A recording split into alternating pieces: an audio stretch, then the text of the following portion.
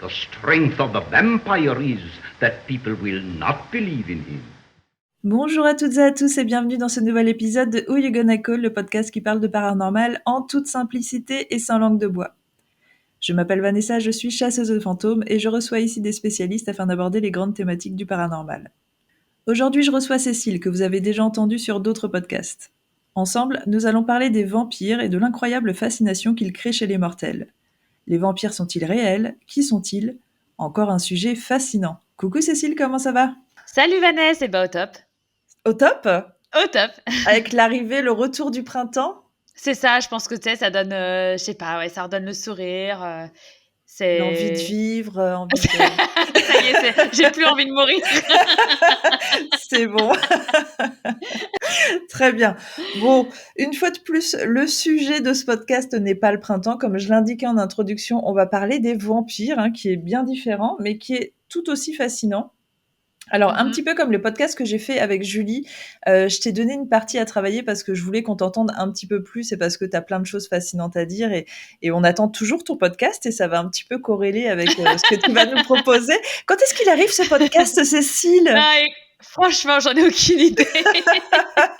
Ça va être la surprise du jour au lendemain. Elle va nous balancer un podcast, même pas, elle va nous balancer une série de 20 podcasts. On va faire quoi ? On va rien comprendre. Qu'est-ce qui s'est passé ? C'est Cécile, elle est comme ça. Elle nous tient en haleine comme ça tout le temps. C'est génial. Bon, alors, pour en revenir un petit peu au sujet, est-ce que tu crois aux vampires, toi ? Non. Non. Je pense pas. Non. On va vraiment, allez, on va partir sur le mythe vraiment vampire qui nous a été apporté par le cinéma. Tu vois, ce qu'on voit dans les séries, le cinéma, tout ça. Est-ce que tu penses qu'il y a des êtres suceurs de sang qui peuvent nous transformer, qui ont la vie éternelle, ou des paillettes comme Edward dans Twilight ? Non, franchement, le vampire tel qu'on le voit dans les séries, les films, non, j'y crois pas du tout. Et toi ? Alors moi, j'y ai jamais cru, je pense, parce que pour moi, on part vraiment dans tout ce qui est mythe et légende. Par contre, je te raconterai après, mais j'ai rencontré quelqu'un qui se prétend vampire, et on est vraiment sur quelque chose de beaucoup plus moderne et sur des personnes qui ont décidé qu'ils voulaient être vampires et qui vivent une vie un petit peu hors norme.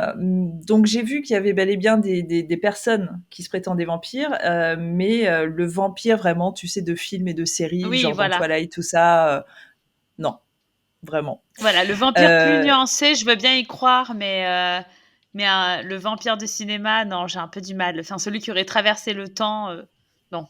Ouais, avec la vie éternelle, tout ça. Même si ça fait rêver, on est d'accord. C'est ça. Enfin, boire du sang, moyen, mais la vie éternelle, ouais, ça fait rêver. Est-ce que toi, il y a un film ou une série qui t'a plu avec des vampires ? C'est pas un truc qui m'a plu. J'ai adoré Buffy contre les vampires. Je pense que j'étais vraiment à fond. Mais je crois que j'ai vraiment découvert le vampire avec un dessin animé de quand on était enfant qui passait sur, je sais plus ce que c'était à l'époque, si c'était France 3 ou je sais pas quoi. Et je pense que c'est peut-être le premier vrai contact que j'ai eu avec un vampire. C'était le vrai contact. Ok, d'accord.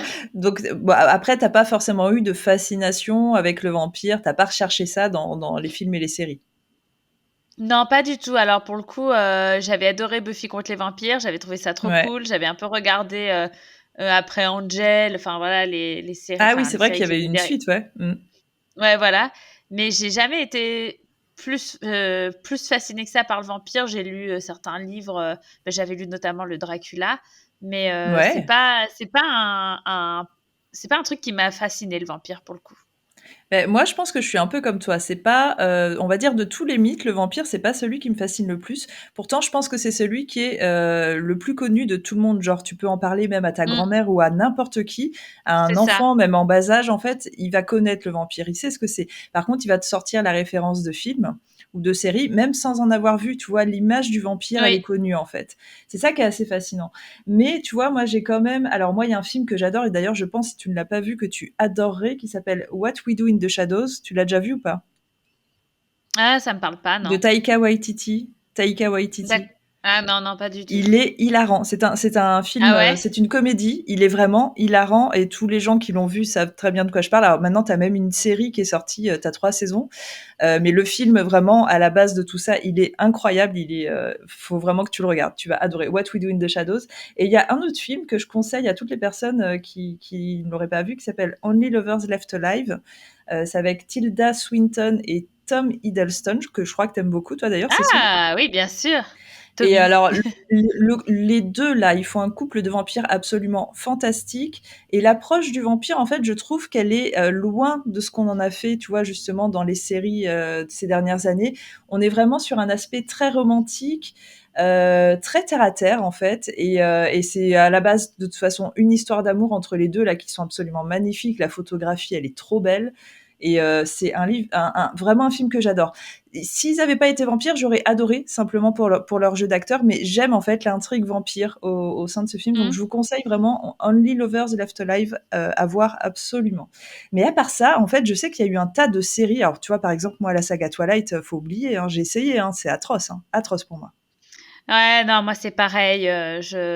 En fait, même si tu vois, j'ai pas d'affection particulière pour le vampire, j'ai vraiment l'impression que, après, je peux me tromper parce qu'en effet, j'ai pas vu les films, mais j'ai vraiment, pour moi, eu l'impression qu'ils avaient un peu sali l'image du vampire, qu'ils en ont fait un truc un peu trop romantique, un peu trop gnangnan, alors que pour moi, je vois pas le vampire comme un truc gnangnan et Oui, oui, bah, c'est clair que quand je reviendrai après sur l'histoire du vampire tel qu'on le décrivait au Moyen Âge, on a vraiment ouais. lissé le vampire. C'est vraiment un être fantasmé en fait.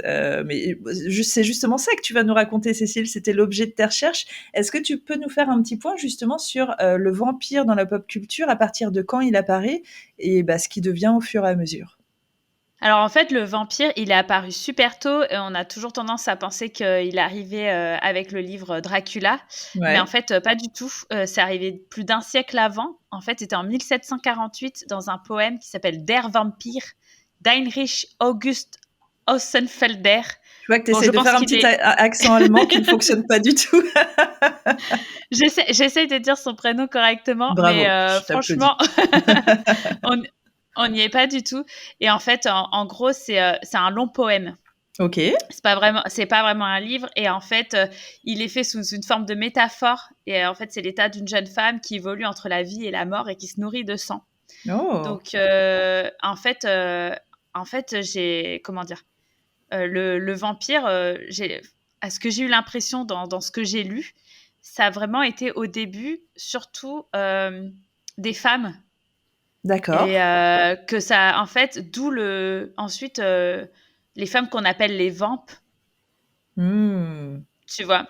Parce qu'elle Ouais. vampirise, en fait, et Donc là, on est vraiment sur la première référence écrite voilà, la du première vampire, référence écrite. une histoire avec un vampire. OK. C'est ça. À partir de là, il y en a eu plein, plein, plein, plein, plein, plein, plein. OK, d'accord. Et à ce que j'ai cru comprendre, parce que c'est quand même des trucs assez vieux, il y a beaucoup de trucs où c'était en référence, dans des poèmes, dans des machins, ça avait l'air d'être beaucoup, beaucoup des femmes, en fait, le vampire. D'accord, donc ouais, c'est ça, en fait, le vampire était toujours représenté par une femme, la tentatrice, quoi.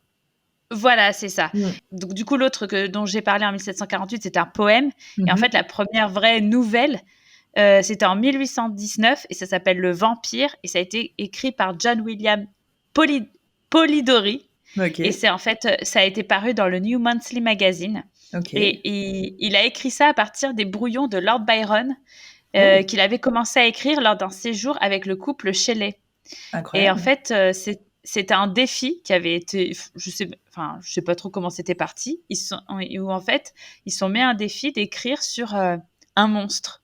Ah, Et en OK. fait, Lord Byron avait commencé à écrire sur le vampire, et Mary Shelley, elle a écrit Frankenstein. Incroyable, d'accord. Voilà, donc à partir de ce défi-là. Et en fait, donc ces brouillons, il a décidé de pas finalement rien faire. Et en fait, John William, il a récupéré les brouillons, il en a Mmh. fait un livre. Et en fait, c'est assez, il a plus ou moins fait en sorte que le personnage, c'est Lord Byron. Donc il y a eu plein d'embrouilles parce que le mec, il a dit, bah déjà, tu m'as pris mes écrits, et en plus, t'es en train de me faire passer limite pour Pour un un vampire, vampire. quoi. OK. Donc voilà. Et ensuite, Bon, à partir de là, après, il y a eu vraiment énormément de livres. Je peux pas tous les citer parce que il y en a partout. Ouais, mais Et c'est vraiment ceux-là qui ont lancé. Et puis, pour moi, la vraie révolution, c'est vraiment Bram Stoker, de toute façon, on est d'accord. C'est ça. En fait, apparemment, il paraît que c'est le livre le plus lu et le plus vendu après la Bible. Alors après, j'ai l'impression d'avoir lu ça pour plein d'autres choses. Donc, je suis pas certaine que ce soit hyper juste, mais apparemment, le livre a fonctionné de ouf. Alors moi, je l'ai lu il y a très très longtemps. Et c'est vrai que, en fait, ce qui est assez incroyable avec ce livre, c'est que il est fait comme on a l'impression de lire un peu un journal intime. Mais du coup d'un mec en fait qui va découvrir le royaume de Dracula, tu vois ce que je veux dire. Et il y a des lettres, il y a des télégrammes, il y a plein de choses et c'est pas toujours de la même personne et c'est assez incroyable en fait comment il est fait. Et en fait Dracula il est jamais vraiment trop dans les scènes, il est hyper suggéré, etc. Enfin tu vois, c'est je sais pas trop comment expliquer, mais il est limite plus en arrière-plan. Et voilà, il est plus suggéré et c'est assez fou en fait, du coup, l'angoisse que ce livre crée, alors que sur le coup, t'as pas l'impression qu'il se passe grand-chose, mais c'est très très bien fait. Mais t'imagines déjà si ça provoque ça chez des personnes de notre époque. Imagine à l'époque, avec toutes les croyances qu'il y avait, le folklore, tout ça, et aussi le manque de connaissances qu'il y avait. Je pense que les gens ont dû prendre ça pour quelque chose d'acquis et un truc incroyable. Et du coup, le mythe du vampire, à l'époque, à mon avis, devait être extrêmement fort. Enfin, tu vois, moi, j'ai aucun souci à comprendre pourquoi il y a autant de succès autour de ce livre, parce que déjà Bram Stoker est celui vraiment qui a créé l'identité autour d'un vampire. Il lui donne un nom, il lui donne une vie, il lui donne une position, tu vois, un pays, la Transylvanie. Il crée vraiment, il a créé tout l'univers du vampire et tout part de lui de toute façon. Enfin, pour moi, c'est le précurseur. Il a même créé le mythe du vampire qui craint l'ail. Et ben voilà, entre autres. Et en fait, le château en Transylvanie, on l'a quand même, il est quand même apparu en, si je te dis pas de bêtises, c'est en 1844. Ok. L'étranger des Carpates, voilà. Ok, d'accord. Et là, il y avait le château en Transylvanie. Il y a eu beaucoup de choses en Russie. Il y a même Alexandre Dumas. Hein. Ouais, voilà. Alexandre Dumas, il a fait aussi une histoire, du coup, en France, histoire de la Dame Pâle. Oh. Et donc voilà, même Alexandre Dumas a tenté de toucher aux vampires. On n'en a pas trop parlé, hein. Ça a peut-être un peu. Non, mais en fait, apparemment, c'est que des nouvelles mais donc c'est pas des gros trucs. Et c'est vrai que avant, tu vois là, il parle d'un livre qui s'appelle Carmilla et c'est pareil, c'est une histoire de vampiresse en fait. Il y a en fait où en fait c'est la vampire et elle représente en fait l'homosexualité. L'homosexualité. Voilà. L'homosexualité et en fait c'est dans tout quand tu regardes par rapport à tous les livres, en fait le vampire ça représente beaucoup la sexualité, la question. C'est vrai. Ouais, et donc il y avait beaucoup de femmes, ils ont fait beaucoup de livres avec des vampires femmes qui représenteraient l'homosexualité féminine. Oui, d'accord, que des femmes vampires qui couchent entre elles, c'est ça, et devant le regard hébété des hommes. Et puis il y a la vampire féminine qui va prendre les hommes, voilà, et d'où les vampes, quoi. Ouais, les succubes, quoi. Ouais, d'accord. Ok. Ouais. On est vraiment sur des livres écrits par des hommes, hein, de toute façon. Enfin, pour avoir des fantasmes comme ça, enfin bon. Voilà. Ça, clairement. Après, aussi, là, le livre de Dracula, il introduit aussi le personnage de Van Helsing, qui après est devenu un truc un personnage hyper connu dans la pop culture aussi.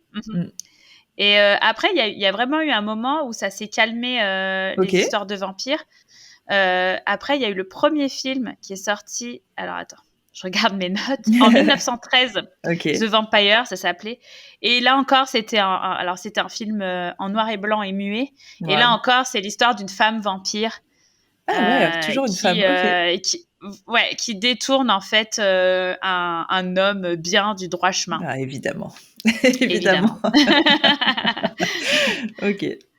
Et puis il y a eu donc en fait voilà, il y a eu un moment où ça s'est vachement estompé toutes les histoires de On toutes sait les pourquoi ou histoires pas? de Peut-être pendant vampires. les histoires de guerre, non? Enfin, j'imagine que pendant la guerre, ils avaient pas le temps de faire Alors des trucs comme ça. apparemment ça s'est estompé un peu partout sauf en Angleterre où c'est quelque chose Ok, qui est resté assez présent.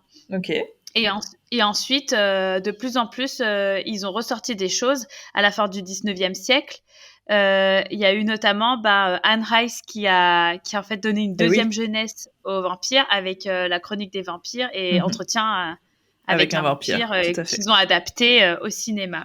Ouais, Et tout puis à il y a fait. même le film, je savais pas que c'était un livre, mais du coup, Je suis une légende, Oui, en à la fait, qui va... base, tout à fait, à la Mm, base, mm. ça a rien à voir avec le film, ouais. Et donc qui met en scène le dernier humain dans un peuple de vampires. Tout Et à à fait. partir de là, en fait, lui, il a tenté une explication scientifique à l'existence des vampires. En fait, dans tous les premiers bouquins et tout ça, le vampire, c'était vraiment un séducteur, Hmm. c'était... et qui était un peu sans scrupules. Enfin, tu vois, son but, c'était Ouais. de... Et petit à petit, en fait, il a commencé à se poser des questions existentielles. Ça Qui a été devenu suis-je? ouais, voilà, c'est ça, un personnage de plus en plus compliqué, en fait. Ok. Et je pense que c'est ça, en fait, qui a aussi fait que il a pris une ampleur encore différente. Ouais, parce que là, Euh, j'ai l'impression, alors tu vas certainement me le confirmer, mais j'ai l'impression, alors pas qu'il y a que ça, mais genre qu'il y a énormément de films et de séries qui s'inspirent des vampires. Alors Buffy a vraiment été pour moi la base de tout, mais depuis Buffy, j'ai l'impression que c'est incroyable en fait. Et ben alors déjà, en fait, dans Buffy, ils expliquent que les vampires, ça représente un petit peu, tu sais, toutes les angoisses, tous les trucs liés à l'adolescence. En fait, le vampire, c'est une Ah, représentation de ça. ok, Et donc, en fait, le vampire va à chaque fois représenter quelque chose. Voilà, qu'à chaque fois, le vampire, c'est un peu une grosse métaphore de plein de choses. ok. C'est un peu et beaucoup beaucoup de métaphores concernant la sexualité aussi. Il y a toujours ce côté un peu bisexuel Hmm. dans le vampire et que c'est vraiment un être qui essaye de faire en sorte de te détourner du droit chemin. Ou d'une vie normale en tout cas, des droits C'est ça. chemins. Que sa force, en fait, le fait qu'il dure vachement dans le temps, c'est lié à son ambivalence, qui est à la fois D'accord, monstrueux et humain, érotique, romantique. Il ouais. est entre la vie et la mort. Et donc, en fait, ils expliquent que c'est vraiment un symbole de la complexité immortelle. Voilà. Oh, dis donc, j'ai l'impression que tu clôtures bien ta partie, c'est très beau ce que tu viens de dire. Non, mais c'est quand même intéressant, tu vois, de voir en très peu de temps, parce que 150 ans, c'est quand même pas hyper vieux, déjà comment évolue l'histoire, comment il s'adapte à ce que les gens attendent, et qu'aujourd'hui, en fait, on se rend compte que, bah oui, les gens veulent croire qu'il y a des êtres fantastiques autour de nous, mais ils ont plus envie, je crois, de les voir dépeints.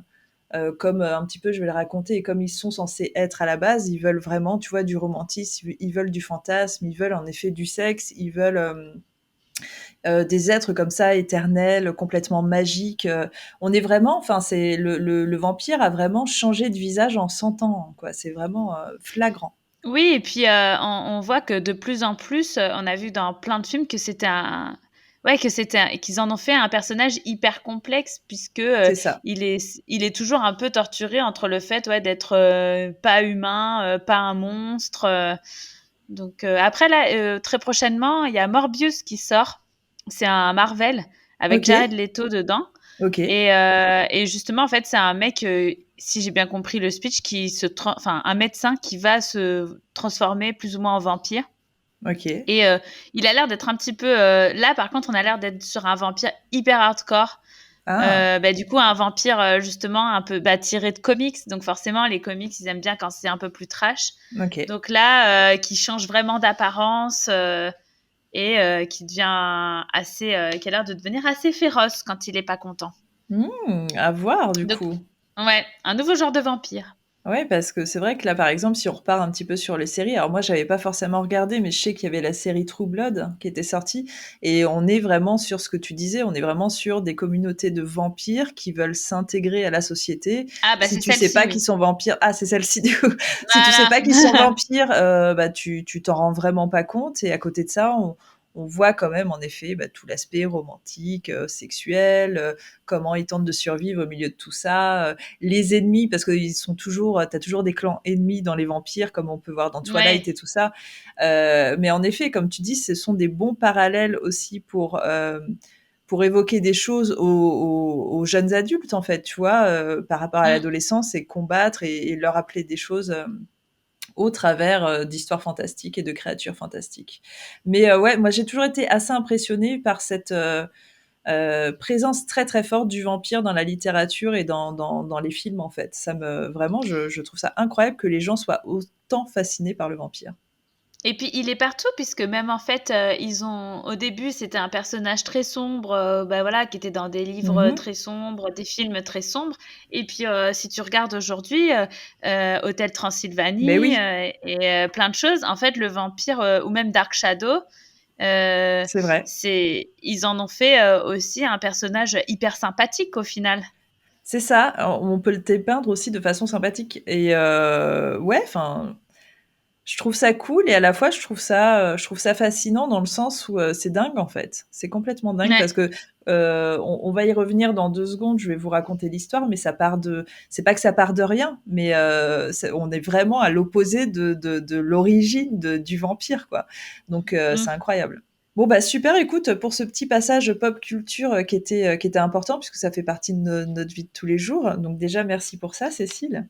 Oh bah, je t'en prie. Ah bah, ça a l'air Ah, tu tellement sais, c'est que sincère. dalle, Oh, hein. je t'en prie, écoute. Ah bah, je t'en prie, tu sais, Ça c'est m'a que pris 2 dalle. minutes. On sait que la recherche, ça peut être un peu long, donc je sais que tu as passé un peu de temps dessus, mais du coup, c'est cool.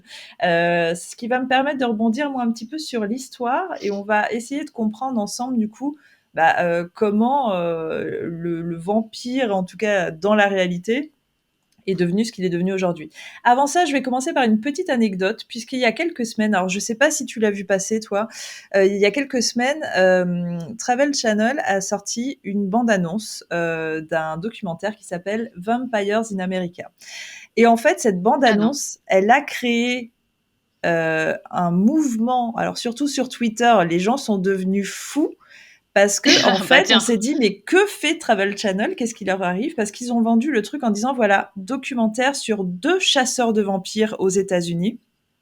Et dans la bande-annonce qui est très longue, tu commences à voir qui disent oui, aux États-Unis, il y a des centaines de personnes qui sont tuées, on n'arrive pas à retrouver les meurtriers, et pourtant ça correspond à des vampires.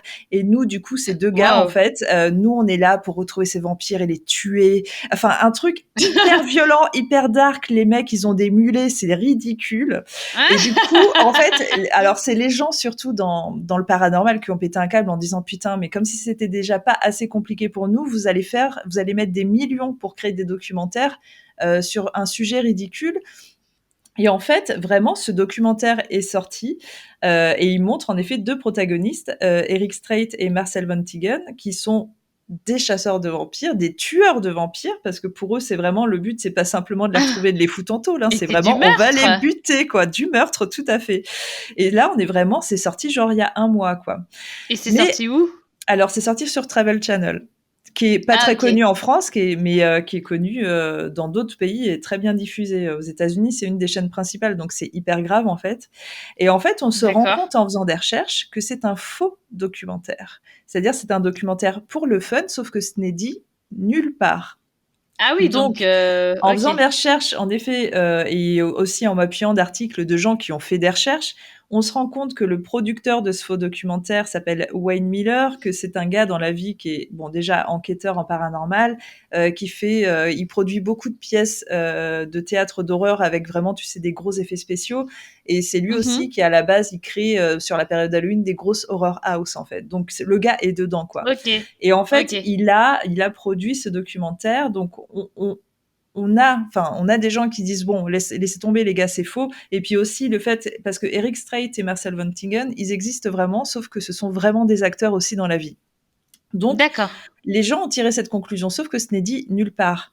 Et moi, ça m'a rappelé un truc, une émission qui était sortie il y a une dizaine d'années, alors 10-15 ans, que moi j'adore, qui s'appelait Stranded. Alors, le sujet de Stranded, en fait, que moi j'adorais sur le coup, c'était 3 personnes qui étaient isolées dans un lieu hanté, mais vraiment seules au monde, et on leur laissait des caméras partout, genre télé-réalité, on les laissait là pendant plusieurs jours. Et on filmait ce qui se passait. Et à chaque fois, quand tu regardais chaque épisode, il se passait des trucs de taré. Et en fait, moi, sur le coup, j'étais vraiment à fond sur cette série. Et en faisant des recherches, je m'étais rendu compte qu'une fois de plus, c'était une fausse série, que les producteurs de cette série, c'était Blumhouse Production, qui est juste la plus grosse production de films d'horreur, genre Insidious, The Purge, Get Out, etc., etc. Et qu'en fait, les États-Unis adorent faire des faux trucs, des fausses séries, des faux documentaires, sauf qu'ils ne disent jamais que c'est faux. Oui, sauf qu'en fait, aux États-Unis, ça passe crème, en fait. Et c'est ça le danger. C'est, tu vois, ce documentaire-là qui est sorti sur les chasseurs de vampires, moi, je suis persuadée qu'évidemment 90% des gens n'ont pas fait de recherche parce qu'ils n'ont pas que ça à foutre, en fait. Et donc, ça veut dire que 90% des gens ont dû regarder ça en se disant « Putain, c'est vrai, c'est sérieux ?» De ces 90%, t'en as peut-être la moitié qui ont dû se dire « Putain, on est en danger, il y a des vampires autour de nous. Puisque c'est comme ça, vas-y, moi aussi, je vais aller tuer des vampires. » Je vais y revenir tout à l'heure, mais dans l'histoire du vampire, en fait, pour en revenir à nos jours, il y a vraiment des communautés de vrais vampires, qui sont pas les vampires qu'on imagine, mais... Et donc, ça veut dire que potentiellement, aujourd'hui, on pourrait être face à des gars qui sont dans la rue avec leur petite mallette de tueurs de vampires, qui vont tuer des vampires en pensant que ce sont des dangers, alors que ce sont juste des gars déguisés. Tu vois ce que je veux dire ou pas ? Mais là, en effet, le mouvement n'a pas encore été lancé, mais c'est un risque, en fait. Et tu vois, quand tu vois que les États-Unis sont à fond sur les démons, sont à fond sur tout et qu'ils croient absolument tout, ça ne m'étonne pas, parce qu'il y a tout le temps des faux documentaires. Et donc, c'est un petit peu triste. Donc ça, déjà, c'était pour parler de l'actu. Vraiment pour te dire, on est toujours dans le vampire, on est dans le ridicule. Mais si on revient à l'histoire, aux origines de l'histoire, c'est quand même assez intéressant, et assez intéressant de voir que ça n'a rien à voir, comme je te disais, avec ce fameux vampire très romantique de nos jours. Alors, il faut qu'on remonte à l'Antiquité pour avoir les origines du vampire. Ou en tout cas, les premières mentions de ce qui pourrait être un vampire qui n'était pas appelé vampire. Le terme vampire, à la base, c'est un terme... qu'on va retrouver dans les langues slaves, en fait, et c'est pour ça d'ailleurs que on associe souvent le vampire aux pays slaves, alors surtout en Transylvanie, mais ça peut être dans d'autres pays slaves. Et en fait, vampire en soi, c'est un terme qui a été repris et popularisé par les Allemands. Mais nous, en France, alors je vais y revenir, au moment où en tout cas ça a explosé, on les appelait les revenants en corps. Alors corps, c'est O-R-P-S. Pour les différencier en fait des revenants fantômes, en fait. Donc revenant en corps, c'était vraiment celui qui revenait de la mort, mais qui était en corps physique et qui revenait parmi les vivants. Voilà. Donc en fait, on fait une première mention des vampires à l'Antiquité. Il faut savoir qu'au Proche-Orient, en fait, les démons akkadiens, qu'on appelle aussi Lilitu, sont des esprits qui apportent des maladies et qui sucent le sang des humains ou qui les mangent. Lilitu, ça veut dire Lilith. Je ne sais pas si tu as déjà entendu parler de Lilith. Si, ça me parle, bien sûr. C'est une femme, une vampiresse, en effet, qui est associée déjà au royaume des vampires, au monde des vampires. C'est aussi un démon. Et en fait, Lilith, en fait, les origines de Lilith, c'est assez intéressant parce que ça vient du mythe mésopotamien. Alors, les mythes mésopotamiens, il faut savoir que ça a inspiré l'histoire hébraïque. Tu vois, par exemple, Adam et Ève, le déluge, tout ça, en fait, l'arche de Noé, se sont inspirés des mythes mésopotamiens. Et donc, en fait, Adam et Ève se sont inspirés d'un mythe qui existait à l'époque en Mésopotamie, qui faisait référence à 3 personnes, pas un couple, mais plutôt un threesome, en fait, avec un homme et 2 femmes. Et à l'époque, on parle de Enki, Ninti et Ninsikita. Et en fait, Enki, qui est l'homme, a fini avec Ninti, mais sa première femme était Ninsikita. Ninsikita, en fait, puisque elle a ensuite, elle est partie et c'est Ninti qui l'a remplacée. Elle devient pour les Akkadiens du coup Lilitu, donc Lilith, et elle est aussi appelée, attention, la prostituée d'Ishtar. Alors, c'est là, en fait, où va commencer à être associée au vampire la sexualité et la sensualité, parce que Lilith, en fait, dans le mythe mésopotamien, elle est vraiment décrite que comme ça. C'est la sensualité, c'est la tentation et c'est l'érotisme. Mhm. Ensuite, quand les Hébreux ont repris du coup ce mythe pour en faire Adam et Ève, Nintikila, pardon, devient Lilith. Lilith, du coup, c'est la première femme d'Adam. Et en fait, D'accord. Lilith, elle voulait être l'égale d'Adam. Pour elle, c'était logique, en fait. C'est pas parce que c'était une femme. Enfin, tu vois, c'est des trucs en plein. C'est un concept moderne, mais Lilith, pour elle, elle considérait que c'était l'égale d'Adam, en fait. Et Adam voulait pas. Lilith. On aime Lilith très fort. En Okay. fait, c'est une féministe à mort. Mais d'ailleurs, ce qu'elle va faire par la suite, c'est vraiment la féministe de base et on l'adore. Adam, du coup, il a pas envie. Il se dit non, moi, je suis supérieure à toi. Et du coup, Lilith, elle dit attends, bah non, en fait, c'est mort. On va demander l'avis de Dieu. Et Dieu, en fait, il ne répond pas. Et en fait, comme on dit de nos jours, qui ne dit mot consent. Et du coup, Lilith, en fait, elle le prend mal et elle se barre, en fait, parce que pour elle, c'est hors de question d'être diminuée, en fait. Elle veut être l'égale d'Adam. Bah et du coup, c'est à partir de là que Adam, il se retrouve tout seul comme un con et il crée Ève à partir d'une de ses côtes. Lilith devient à partir de là l'ennemi juré de Dieu et ça devient une démone. En fait, elle est décrite dès le départ comme une démone. Dieu va la maudire et il va faire en sorte de lui jeter une sorte de malédiction qui est que, tu vois, Lilith, elle est éternelle, mais en fait, elle ne pourra jamais avoir d'enfant. La légende dit que du coup, et c'est pour ça qu'aujourd'hui, Lilith est vraiment considérée, enfin, ça dépend pour qui, mais comme plutôt un être démoniaque, un être méchant, on dit que Lilith aurait tué des centaines et des centaines d'enfants par vengeance. Elle va finir par épouser un roi, elle devient reine de la Terre Sainte, et le Messie va arriver, donc Jésus, et elle va finir par se faire tuer par sa condition de démon, tout ça. Donc c'est comme ça que Lilith disparaît, mais Lilith, en fait, aujourd'hui, est une image très très forte dans le monde des vampires modernes. En tout cas, c'est vraiment une vraie référence, et si tu te balades un petit peu sur Instagram, par exemple, sur des comptes de personnes qui aiment les vampires, Lilith, c'est une référence extrêmement forte. Ouais, tout à fait. Oui, et puis il y a beaucoup de filles un peu émo et tout ça qui se sont appelées Lilith et tout ça. Oui, puis il y en a beaucoup qui se déguisent aussi en Lilith c'est pareil, toujours sur cette image sensuelle, érotique. C'est une vraie référence, en fait, Lilith. Mais pour nous, en fait, moi, j'ai envie de dire que c'est aussi une référence féministe parce que j'aime beaucoup cette histoire, en vérité. Et donc, du coup, en fait, tu vois, à partir de là, on a les premières histoires d'êtres qui vont tuer pour le sang, qui vont sucer du sang à l'Antiquité. Les Grecs et les Romains, alors on va revenir un petit peu à ce que toi, tu disais par rapport au livre. Toujours à l'Antiquité, avaient aussi des créatures qui prenaient l'apparence de tentatrices et toujours de tentatrices, qui venaient vider les hommes de leur sang. Voilà. Et tu vois, il y a encore une fois de plus une sorte de métaphore un petit peu érotique, tu vois ce que je veux dire. Par la suite, c'est là où ça explose au XIIe siècle en Europe, le vampire. Alors, le revenant encore, parce qu'il n'avait pas encore le terme de vampire, va exploser. Il va y avoir énormément de témoignages. Et quand je te parle de témoignages, c'est pas genre des histoires de campagne. On est vraiment sur des traités qui ont été rédigés, qui comprennent des histoires de vampires. Et il y en a un dont j'adore le titre, qui était Des morts qui mâchent dans leur tombe. Tu vois, on est vraiment... Alors, bien sûr, les croyances à l'époque, tu vois, au Moyen-Âge, entre le 12e et le 15e... C'était 1100, c'est ça? On est entre 1100 et 1500. On a vraiment une explosion de cas. Alors maintenant, je vais te décrire comment était le vampire à l'époque, parce que c'est pas du tout celui de notre époque. Le vampire à l'époque, en fait, c'est une personne déjà qui est morte de mort violente. Donc on parle de mort violente, genre un accident, un truc comme ça. Il a été enterré normal. Il faut savoir qu'à l'époque, on enterrait beaucoup au cœur du village. C'est des choses qui se faisaient.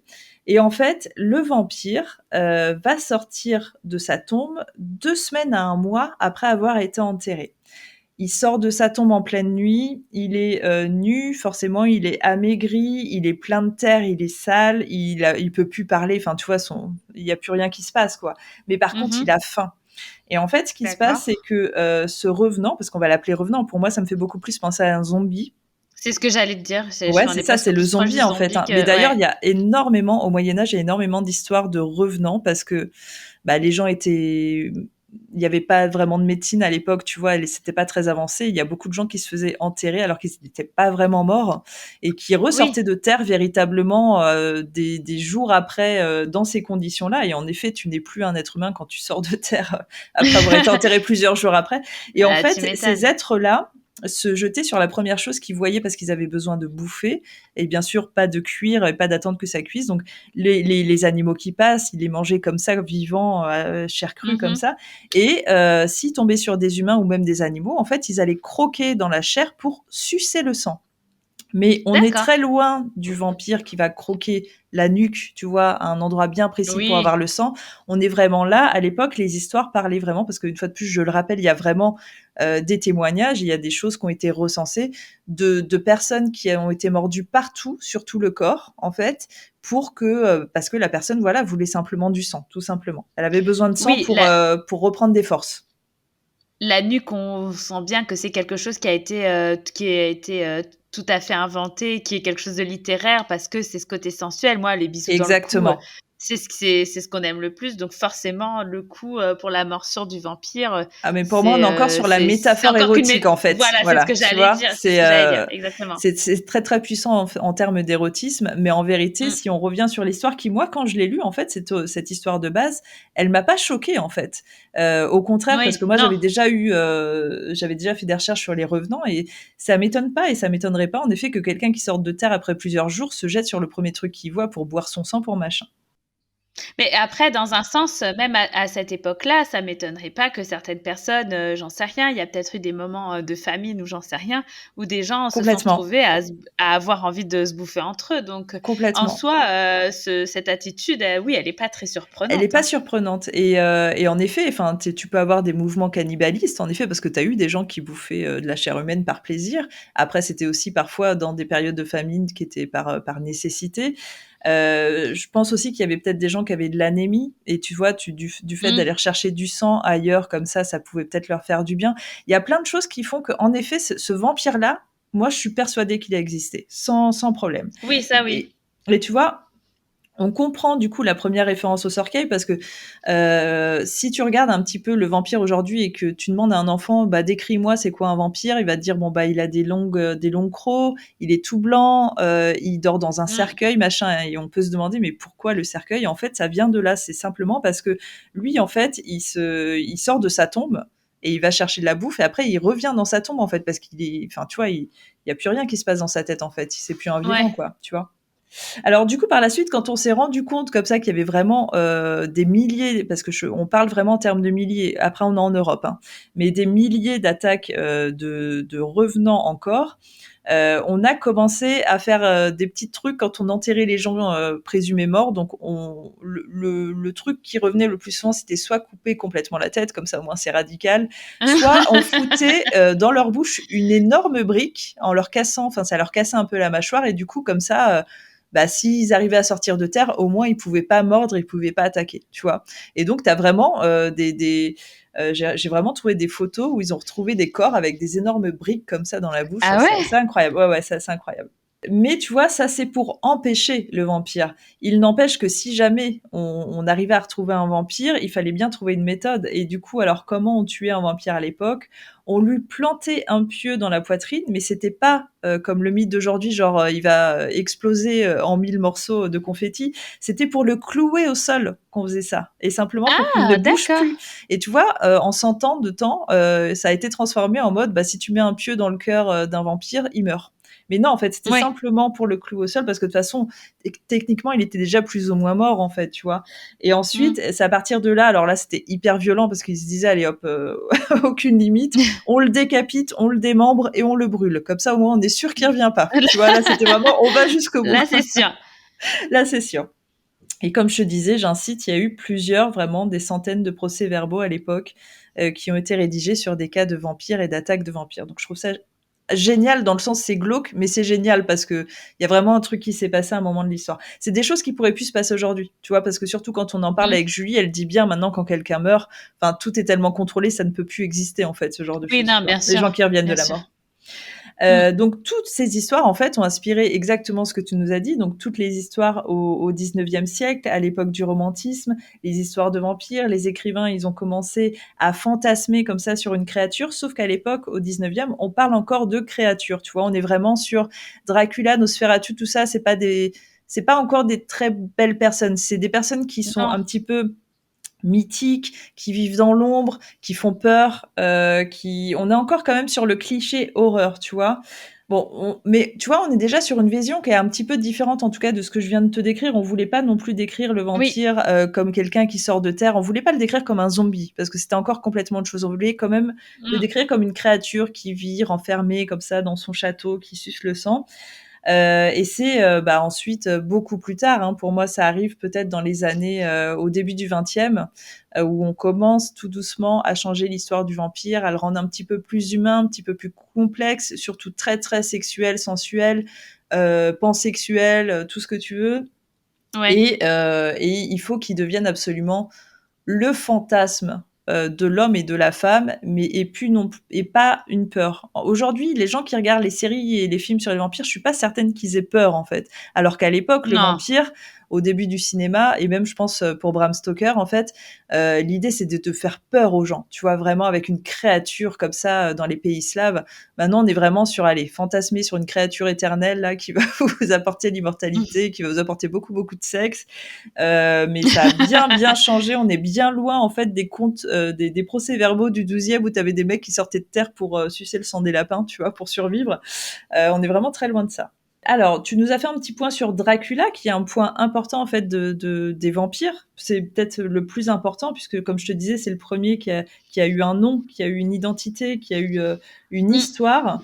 Du coup, Dracula, en fait, et ça n'a rien à voir, mais Bram Stoker va trouver son inspiration auprès d'un véritable fait historique, en fait, et d'un personnage qui a existé au 15e qui s'appelait Vlad Tepes, qui était en Transylvanie surnommé Dracule, donc ça veut dire fils de dragon, et qui était aussi surnommé l'Empaleur. Et en fait, l'histoire de Dracule est très très complexe, sa personnalité aussi est complexe, mais en gros, c'était même un très très gros barbare, un psychopathe, et on dit même qu'il était cannibale.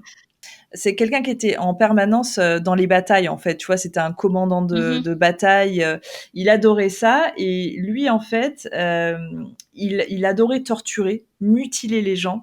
Et devant son Mmh. château, il empalait vivant des centaines et des centaines d'hommes. Ouais, ouais, c'est Nice! vraiment, vraiment gore. Vraiment, vraiment gore. Mais le château de Bran, en fait, c'est le château qui a été associé, en tout cas, Oui. à Dracula, Vlad Tepes, qui n'est pas le vrai château de Dracula d'ailleurs, mais c'est là en fait où il empalait des milliers et des milliers de personnes. Alors c'était surtout pour dissuader en fait ses ennemis, mais c'est aussi parce qu'il adorait ça.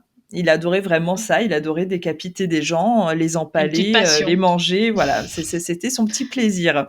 Mais du coup, en fait, Bram Stoker s'est inspiré de lui. Alors tu vois, ça n'a rien à voir ce qu'il en a fait, hein. C'est ça qui est un petit peu étrange. Il s'est surtout Ouais. inspiré du nom, Dracula, et de la Transylvanie. Il a gardé la Transylvanie, puis il a essayé de construire. C'est là où il a peut-être apporté un petit peu de romance auprès d'un personnage qui était trop barbare pour ce qu'il voulait faire, en fait, tu vois. Oui, bah, après, il s'est peut-être servi aussi, bah, de ce qu'il avait peut-être pu lire, et cetera sur, les vampires auparavant et faire une sorte de mix. C'est ça, exactement. Je pense qu'il avait dû lire les nouvelles et poèmes que toi tu as cités. Et puis on était à une période où c'était le grand romantisme, tu vois. Donc je pense qu'il a essayé de flirter un petit peu entre les deux, entre faut que j'apporte la peur, mais c'est quand même un petit peu trop gore. Là, ce Vlad Tepes, on était encore à l'époque du Moyen Âge, tu vois, où les gens n'avaient pas de Ouais. limite. Tu vois, à l'époque du romantisme, les gens étaient un petit peu distingués, tu vois. Donc je pense que il a bien fait, selon moi, il a bien fait d'inventer ce personnage de Dracula. Non et puis c'est fait très, c'est très classe, en fait, ce livre, ouais. Il y a pas de c'est tellement pas gore et cetera, ouais, c'est un personnage, très, très Mais il faut que intéressant. je le Vraiment, je relise, moi aussi, parce que je l'ai lu il y a très très longtemps. Il faut que je le relise parce que c'est vrai que c'est un des livres importants de la littérature, de toute façon. mmh. Non, il est bien fait. C'est ça. Et je pense que c'est à partir de lui, c'est grâce à Bram Stoker, en fait, qu'on part vraiment sur un vampire qui devient de plus en plus classe. Parce que, alors, du coup, maintenant, dans les séries qui sont sorties et les films qui sont sortis dernièrement, on n'a même plus cette image, mais fut un moment où, en fait, entre les deux, on a eu le vampire, tu sais, habillé vraiment de façon aristo avec des vêtements du 19e, Oui, très bien sûr. très classe, très beau, même s'il est livide, il est quand même extrêmement beau avec ses crocs, tout ça. On le dépeint vraiment comme une créature à laquelle tu peux pas résister, tu vois, que ce soit un homme ou une femme d'ailleurs. Dans la Mhm. réalité, dans la vie de tous les jours, il faut savoir que depuis les années 60, il y a bel et bien des mouvements vampires, comme je te disais. Alors, ça va être beaucoup plus à l'étranger, en France, pas trop. T'as beaucoup d'organisations et de sectes vampires, dont une qui s'appelle l'Ordre du Vampire. Tu vois, moi, par exemple, il y a quelques années, alors je te dirais comme ça une dizaine d'années, j'ai rencontré Faveur Sébastien. Alors, je sais pas si tu sais qui c'est. Non. Faveur Sébastien, c'est un gars, pour les gens qui ne connaissent pas, qui fait partie de ces gens qui se prétendent vampires. Pour lui, c'est un vampire. Il a décidé un jour de devenir vampire et du coup, il a fait une formation de dentiste et il fait des crocs sur mesure aux gens. Et c'est pas tout, parce que moi, du coup, je l'ai rencontré parce que j'étais allée me faire des crocs de vampire, que tu retires, hein, tu les retires comme tu veux, mais voilà, des vrais crocs comme des couronnes, quoi. D'accord. Et lui, en fait, a créé depuis, je pense que ça fait 20-25 ans, tout un univers où il écrit des livres, il crée des soirées. Et en fait, tu as comme ça toute une communauté de vampires qui a été créée, où ils se rassemblent de temps en temps. Alors là, il y a eu un bal à la Nouvelle-Orléans, il y en a un tous les ans. Et ils se rejoignent, ils passent des moments tous ensemble. Et lui, en fait, quand j'avais parlé avec lui, donc il est américain, Faveur Sébastien, il t'explique vraiment que c'est très sérieux, qu'il y a plein de règles à respecter. Dans ses livres, il explique tout le règlement du vampire à suivre. Alors bien sûr, il mange comme moi, en fait, tu vois, il va pas aller croquer la nuque des gens et boire du sang, mais tu en as certains qui poussent un peu le vice un petit peu plus loin et qui vont se procurer un petit peu, comme on peut voir dans les séries machin, des poches de sang, et qui vont boire un peu de sang, en effet. Et parfois même, il se dit qu'il y a des gens qui se portent volontaires, toujours autour du mythe du vampire, hein, pour se faire sucer le sang. Alors, pas forcément sur la nuque, mais tu vois, au niveau du poignet. D'ailleurs, ça me rappelle qu'une fois, j'avais regardé un reportage comme ça, où tu avais une jeune fille qui était venue et tu la voyais se faire croquer les poignets par deux vampires. On parle vraiment d'un vrai documentaire. Et du coup, en fait, t'as vraiment un truc qui se passe, t'as vraiment des vampires. Et je suis tombée sur un truc absolument fascinant, et je pense que je mettrai les liens sur Instagram parce que c'est complètement fou. En fait, t'as un institut aux États-Unis, toujours, qui s'appelle The Atlanta Vampire Alliance. Et en fait, ils ont fait un sondage auprès de vrais vampires. Donc, ils ont demandé vraiment à des gens dans le monde entier qui se considèrent comme des vrais vampires de remplir un tas de questions pendant des années. Ce qui est très intéressant, c'est qu'en fait, tu as les résultats en ligne et c'est fascinant. Parce que du coup, en fait, c'est vraiment des questions genre où est-ce que vous êtes dans le monde? Donc déjà, tu vois où est-ce qu'il y a le plus de vampires, même des villes. Et alors, dans les résultats que j'ai vus qui étaient fous, parce que il y a vraiment énormément de résultats. Donc Limoges. Alors malheureusement en France, on avait 2. 2 vampires en France, c'était ridicule. Mais j'ai un peu halluciné parce que par exemple, où il y a le plus de vampires, c'est au Canada, en Angleterre et en Australie. Incroyable quand même. Ah ouais. 70% des vampires seraient descendants de personnes asiatiques. Ça aussi, j'ai trouvé ça complètement dingue. Je ne comprends pas, je vois pas le rapport. Il y avait aussi tout un sondage sur les maladies que pouvaient avoir les personnes qui se prétendaient vampires. Et c'est hyper intéressant parce que tu avais vraiment, pour quasiment tous, des problèmes d'anémie, des problèmes d'asthme, des problèmes de migraine, des problèmes de fibromyalgie. Oui, c'est ce que j'allais dire, parce qu'en plus, enfin, même pas quand tu parlais là des soirées où les gens buvaient le sang, il me semble que si tu bois un peu trop de sang, tu peux même faire des malaises et tout sur le coup, non? Il me semble que c'est vraiment pas bon, quoi. Bah, c'est pas bon, et puis en plus pour plein d'autres raisons. En fait, tu bois pas le sang des gens de toute façon, parce que déjà tu sais pas ce qu'il peut y avoir dans ce sang, tu sais pas si ce sang il est sain. Et puis tu peux pas trop mélanger selon toi ton sang, ton propre sang. C'est le Rhésus, je sais pas comment ça s'appelle. Oui, c'est ça, tu peux exactement. pas trop mélanger, il me semble. C'est exactement ça. Et je suis pas certaine non plus, en fait, que boire du sang règle des problèmes d'anémie. C'est ça qui me fait un peu halluciner, tu vois. Bah non, pas du tout. Donc, j'étais assez impressionnée, en fait, de voir que toutes ces personnes qui ont répondu dans le monde entier en prétendant être des vampires semblaient avoir les mêmes problèmes. Et l'anémie, vraiment, c'est le plus gros truc, en fait. Tous les gens, enfin, à 90%, les gens disaient, voilà, on a des problèmes d'anémie. C'est fou quand même, hein. Du coup, le vampire qui est censé être immortel, en fait, il meurt assez jeune, quoi. Ça apporte la réalité du vampire d'aujourd'hui quand même, qui est que, bah ok, de nos jours, on a bel et bien des vampires, mais c'est des personnes qui, a priori, ont choisi d'être vampires. On est très, très loin déjà de l'histoire moyenâgeuse avec les procès-verbaux d'époque. On est très loin aussi du mythe de Bram Stoker, des séries d'aujourd'hui. On est vraiment sur des personnes qui se retrouvent entre elles, qui ont créé une communauté, qui boivent un peu de sang de temps en temps, qui sont plutôt malades, en fait, mais qui restent des humains comme nous tous et qui vont au Buffalo Grill de temps en temps. Écoute, c'est ça. Ah, mais on adore le Buffalo Grill pour sa petite salade d'accueil. On n'y va que pour ça. Donc, je crois que je suis jamais allée au Buffalo Grill de ma vie. Ah ouais? Ah non, moi, j'y vais souvent. Bon, bah écoute.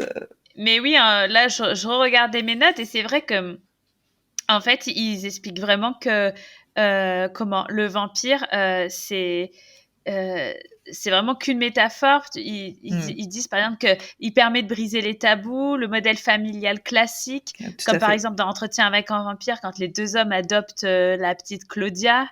T'as aussi le fait que plus ça va, plus en fait la manière dont ils vont sur leur proie, c'est sexualisé.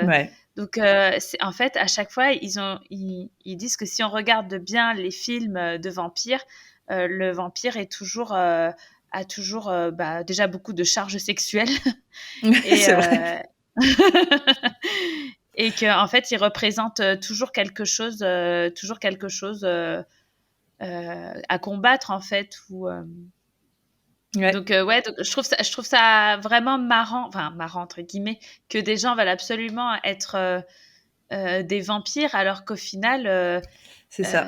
Il y a tellement de vampires. Enfin, voilà, on a tellement vu le vampire différemment au fil des années, etc., que c'est marrant de vouloir être quelque chose qui je trouve est vraiment une grosse métaphore, en fait.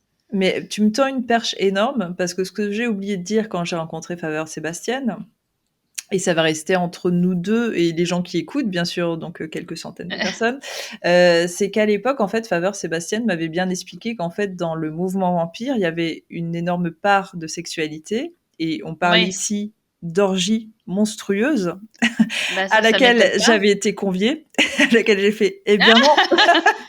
Eh bien non, parce que je ne suis pas un vampire, je suis chasseuse de fantômes. Pas même délire. Donc, en fait, tu vois, ils ont conservé, et c'est peut-être aussi une excuse aux vampires d'aujourd'hui, alors je dis pas tous, hein, mais je pense que ceux, en tout cas, qui vivent comme des vampires aujourd'hui, vouent la moitié de leur vie à une très, très grande sexualité. Oui, puisqu'ils disent aussi que la morsure du vampire, ça peut un petit peu être comparé à la perte de virginité, surtout à l'époque du film que Dracula avec Christopher Lee, etc. Voilà. Donc oui, c'est toujours hyper en rapport avec le sexe au final. Hein. Oui, donc voilà, en fait, la pop culture, la littérature et les films d'aujourd'hui en ont fait quelque chose de sexualisé, alors qu'à la base, on était sur des, sur des morts vivants, en fait, qui sortaient de terre, les pauvres. Ouais, quoi qu'après, là, avec Twilight, j'ai l'impression que c'était pas...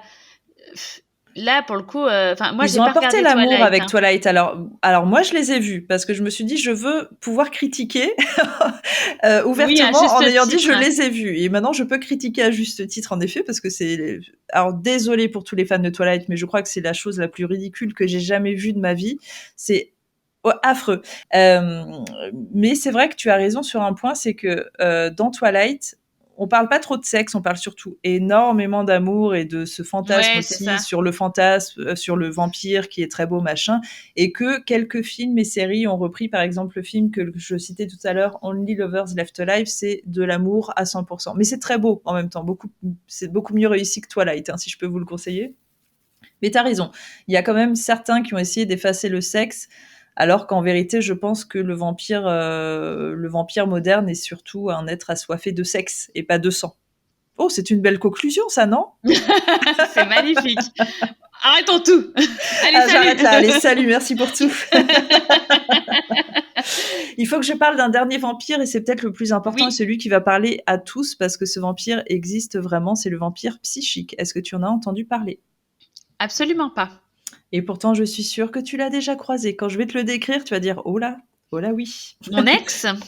Ah bah, ça peut. Ou d'autres genres, en effet, mais je pense que tout le monde pourra dire: «J'en ai au moins rencontré un». Alors qu'est-ce que le vampire psychique? En fait, lui, il ne se nourrit pas de sang, il va se nourrir de l'énergie des autres personnes.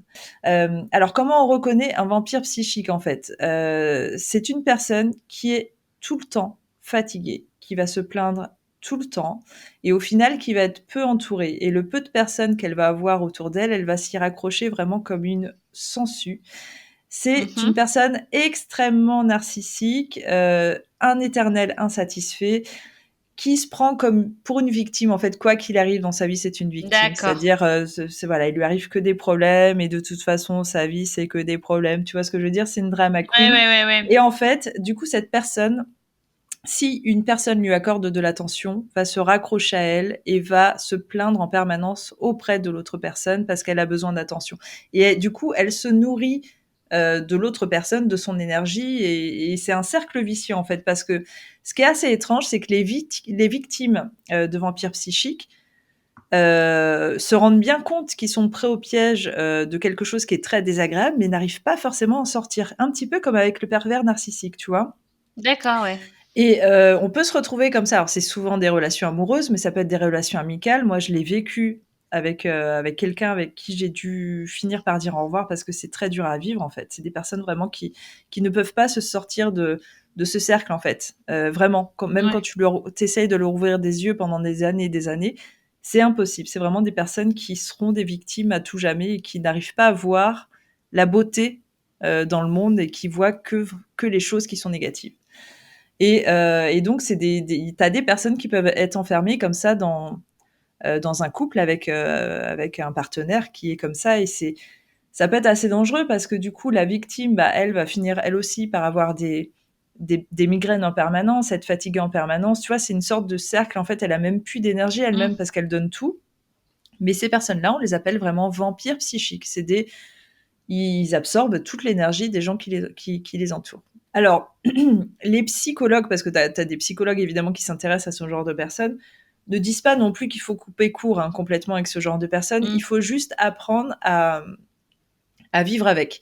Et c'est-à-dire qu'entre autres, quand tu passes du temps avec ces gens qui forcément pompent toute ton énergie, il faut que toi, après, tu arrives à te faire du bien. Il faut que tu arrives à prendre du temps pour toi, pour avoir goût à la vie, pour faire des choses qui sont cool, parce que sinon, en effet, tu peux vite finir en dépression.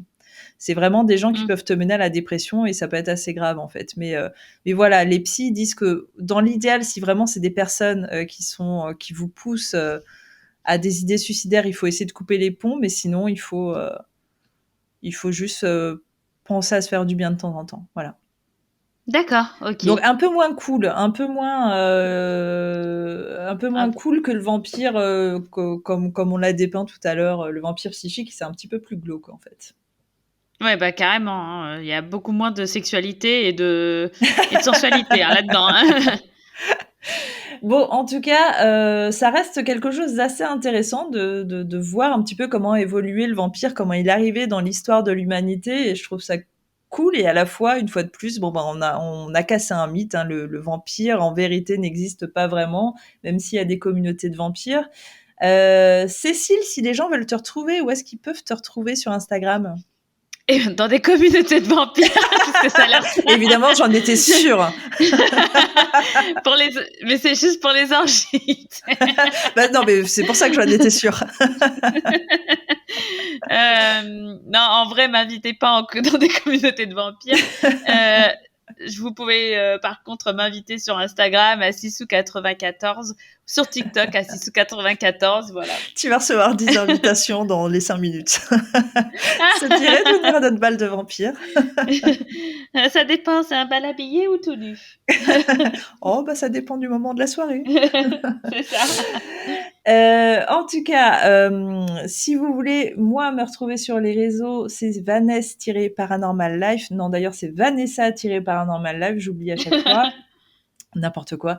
Vous allez trouver sur cette page-là un lien Linktree avec tous mes autres réseaux, mais sachez aussi qu'il y a l'Instagram du podcast qui est Who You Gonna Call tout attaché -podcast, et là je vais mettre en image Oh, bah là, je pense que ça va être des photos d'orgie. Non, pas du tout.